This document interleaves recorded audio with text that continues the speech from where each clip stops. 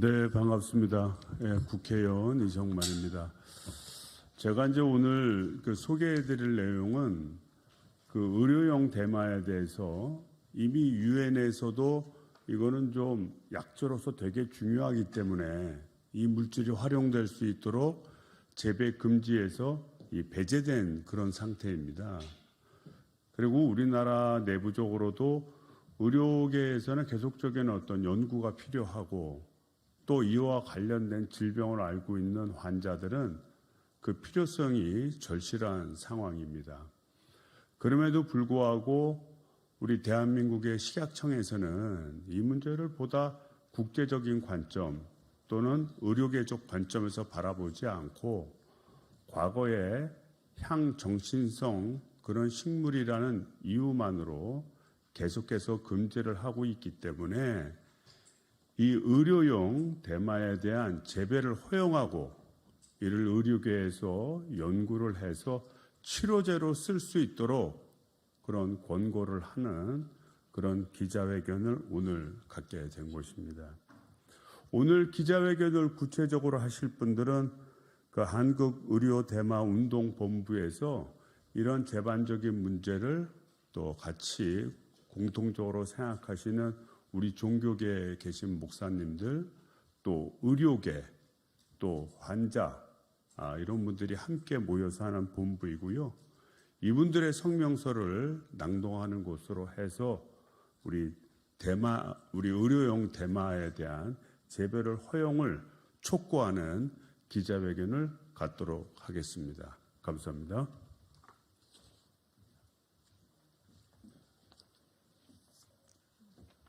네, 안녕하세요. 저 방금 이성만 의원님께 소개받은 한국의료대마운동본부의 강성석 대표입니다. 먼저 이렇게 국회 소통관 기자회견장에서 이 환자 가족의 목소리를 전달할 수 있게 자리를 만들어주신 이성만 의원님과 의원실 관계자분께 감사의 말씀드립니다. 저희 오늘 기자회견 발언 순서는요. 벌써 12년째 파킨슨병을 앓고 계신 전 민주평통 자문위원회 전 종교 상임위원장을 맡으셨던 김성범 목사님의 발언부터 먼저 오늘 기자회견을 시작하도록 하겠습니다. 김성범 목사님 단상으로 나와주시죠. 네.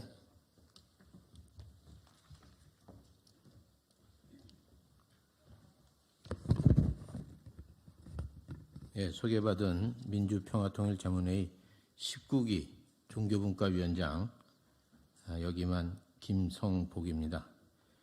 저는 올해로 12년 차 파킨슨 병의 투병 중에 있습니다.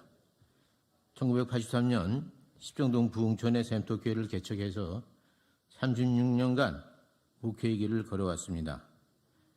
그런데 이 파킨슨 병을 얻게 되어서 목회를 은퇴하고 양평에서 지내고 있습니다. 2012년 발병되었을 때 뇌에서 도파민 분비가 안 된다는 진단을 받았습니다. 서서히 몸과 근육이 굳어가는 걸 느꼈습니다. 2018년 한반도 평화를 위한 원탁회의 지미 카터 센터에서 있었던 조지아주의 아틀란타 시에서 있었던 그 회의에 방문했다가 회의를 마치고 주립대학의 어거스타에 있는 의과대학 박영독 박사님을 만나뵙게 됐습니다. 이 박영독 선생님은 소아과 전문의이십니다. 주립대학 소아과 전문의이십니다. 이분과 이야기하면서 이 소아들의 뇌전증에 이 의료용 대마가 아주 효능이 있다는 걸 확인했고 파킨슨 병에도 탁월한 효과가 있으니 한번 마셔보라고 해서 그때 그걸 마셨습니다. 역시 효과가 몹시 좋았는데 그 뒤로 한국에 들어와서는 이걸 먹을 수가 없었습니다. 그랬다가 잠깐 터졌다가 또 다쳤습니다. 이 파킨슨 병은 적절한 치료를 받지 않으면 운동장애가 진행돼 걷기가 어렵게 되고 일상생활을 수행할 수 없게 됩니다. 2020년 세계보건기구의 공고에 따라 유엔에서 국제통제물질협약이 개정되었습니다. 21대 국회에서 개정안이 발의가 되었지만 이제 임기 만료로 폐기를 앞두고 있습니다. 여러분 아시다시피 대만은 뇌에 관련된 질환의 광범위한 치료 효과를 보이고 있습니다. 이 대마의 양면성이라고 볼 수가 있겠는데요. 이것을 마약과 같은 형태로만 계속 취급해서 이것을 환자들로 하여금 접할 수 있는 기회를 막는 것은 이거는 또 다른 가해 행위가 되는 것입니다. 저와 같은 질환으로 고통받는 사람들에게 의료용 대마가 절실합니다. 이 의료용 대마로 임상 실험을 할 수 있도록 시행령만 고치면 되는 건데 그걸 고치지 않고 계속해서 이렇게 방치 내지는 고통을 주고 있습니다. 우리나라도 의료용 대마에 대해서 국가적 사업으로 추진해 환자들이 마음 놓고 처방받고 구입할 수 있었으면 좋아서 오늘 이렇게 기자회견에 참여하게 된 것입니다. 환자들이 합법적으로 치료를 받을 수 있도록 관련 운동을 이어나갈 것입니다.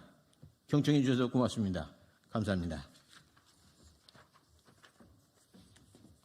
네, 그 두 번째 순서는 지금 중소기업 벤처부와 경상북도와 함께 경북 특구에서 그 연구를 하고 계시는 조만수 교수님을 모시고 기자회견을 진행하도록 하겠습니다.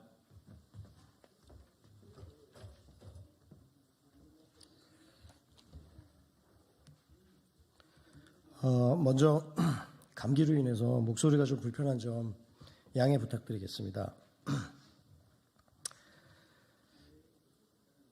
안녕하십니까. 국민대학교 테크노디자인 전문대학원 농업서비스디자인 분과장 겸임교수 조만수입니다. 저는 2018년에 마약류 학술 연구자 자격을 취득해 대마를 재배하여 전주기 안전관리 방안, 국제 규제 동향, 사용자 중심의 안전한 활용 방안 등에 대해서 연구를 수행해 오고 있으며 연구자 관점에서 의료 목적 대마 허가를 위한 법령 개정을 촉구하고자 이 자리에 섰습니다.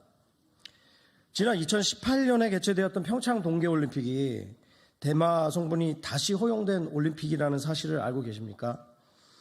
2018년도부터 세계 반도핑 기구에서 금지 약물 리스트 중 대마 성분인 CBD를 예외 물질로 분류함에 따라 세계 각국의 선수들이 통증 완화, 항염 작용을 통한 근육 회복, 수면 질 향상, 소화 기능 개선 등을 위해 CBD 성분이 함유된 오일, 연고, 패치 등의 제품을 적극적으로 사용하고 있습니다.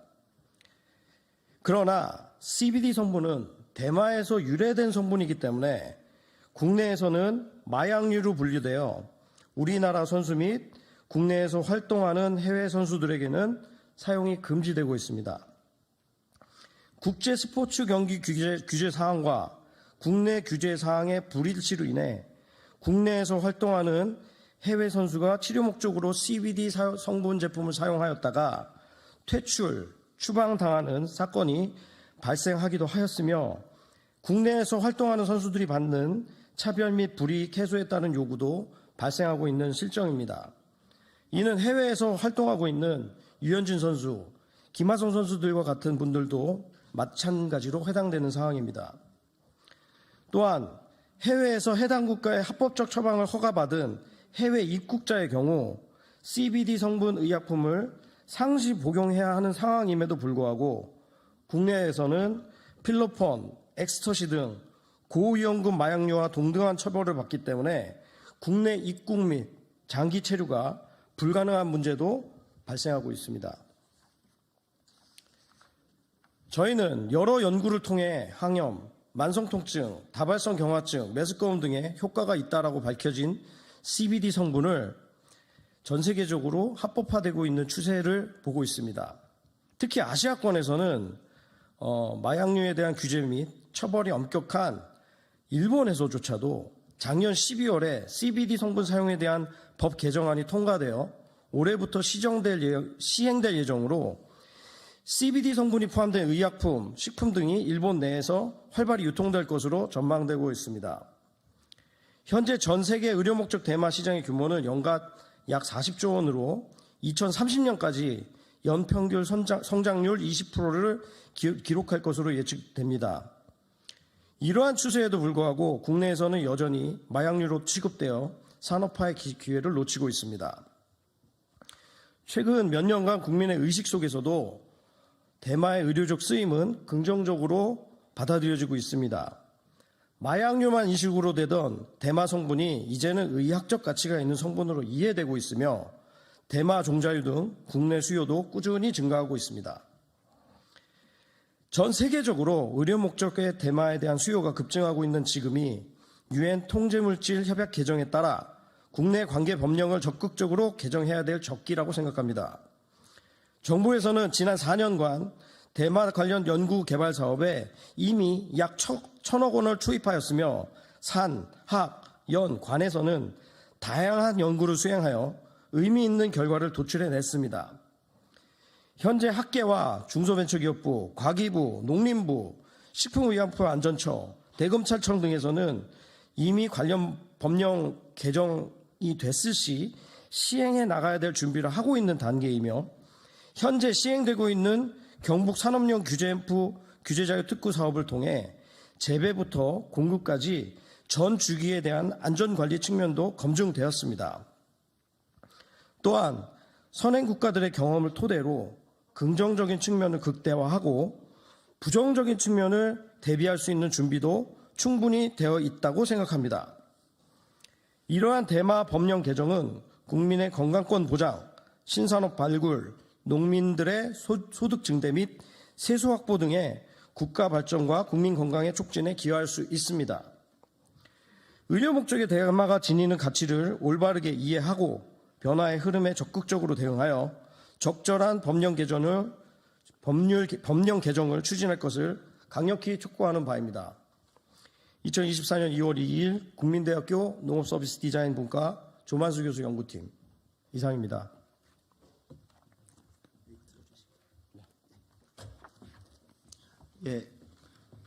마지막으로 그 환자 가족 대표를 맡고 있는 한국의료대마운동본부의 강성석 대표입니다. 앞서 말씀드린 대로 이미 한국은 2018년 20대 국회에서 저희 환자 가족이 531일간의 법 개정 운동을 통해 마약류 관리법을 아시아 최초로 개정한 바 있습니다. 이는 2015년부터 신촌 세브란스 어린이병원에서 진료를 본 아이를 둔 부모님들이 서울중앙지검에서 대규모로 마약 조사를 받았기 때문입니다. 이는 세계 뇌전증 학회에서 난치성 뇌전증에 의료용 대마가 효과가 있음을 검증하고 온 신촌 세브란스 어린이병원 신경과 교수님들의 연구로부터 시작됩니다.